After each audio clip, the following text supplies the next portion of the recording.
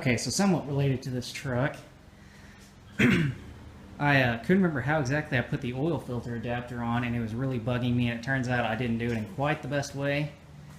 So I took it apart, put a different gasket on there and whatnot, got all that situated, but the problem was I could not get the oil filter off because I must have been in some kind of a rage whenever I put that oil filter on, because it was way too tight. Whenever you put those things on, they don't feel as tight whenever you get them on there, but once they get hot and then cool down a couple times and whatnot, it basically just kind of welds itself to the, well, in this case, the engine block, because that's what it mounts up against.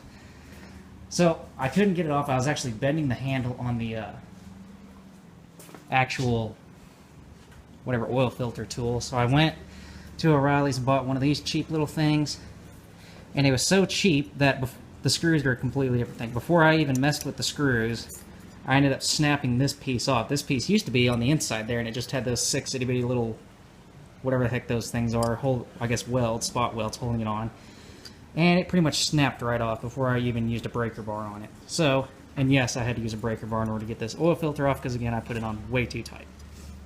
So and it was really hard to get to because it's sandwiched right up against the transmission, the engine, and the exhaust header. The exhaust header was the big problem.